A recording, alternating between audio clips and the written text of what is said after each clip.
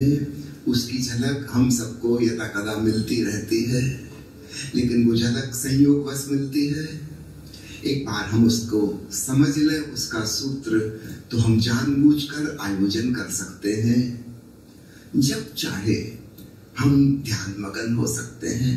पुनः दोहराऊं, सूत्र क्या है?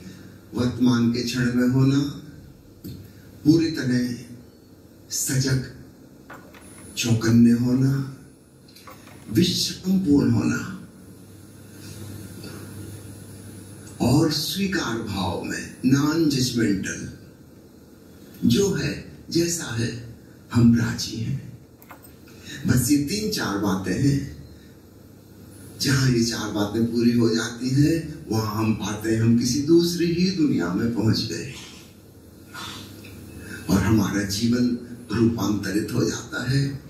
न हमने कोई त्याग किया, न हमने कोई तपस्या की, न अपने आप को कष्ट पहुंचाया, न भूखे रहे, न कोई कष्टपूर्ण आसन किया, न घर परिवार छोड़ा, न आजीविका उपार्जन छोड़ा। सब प्रकार की सुविधाओं में अपनी घर गृहस्थी में प्रेम पूर्वक जीते हुए घंटा आधा घंटा का समय निकाल लीजिए बस।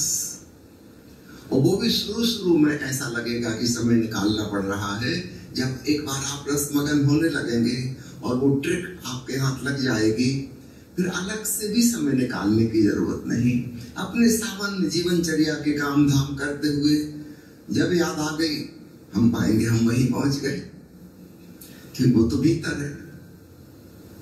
बस स्मरण मात्र पर्याप्त है। इसलिए संतों ने सुमिरन पर, स्मरण पर बड़ा जोर दिया है। लेकिन लोग गलत समझे, वो सोचते हैं कि भगवान के नाम का जाप करना है। नहीं, नाम का जाप नहीं करना है। ये जो ध्यान की अवस्था की हमें पहचान हो गई, उसका स्मरण है। कोई नाम लेने की जरूरत नहीं, वो ख्याल मात्र, और आप पाएंगे आप फिर वहीं पहुंच गए। तो एक बार तो उसका अनुभव जरूरी है।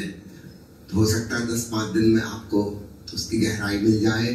फिर स्मरण मात्र पर्याप्त है, और स्मरण करते से ही हम पाएंगे हम फिर वहीं पहुंच गए क्षण भर में। ये कोई बाहर की चीज तो है नहीं कि हमें कहीं से पाना है। ये तो हमारे भीतर की है, वो तो सदा मौजूद है। उसकी याद भर आ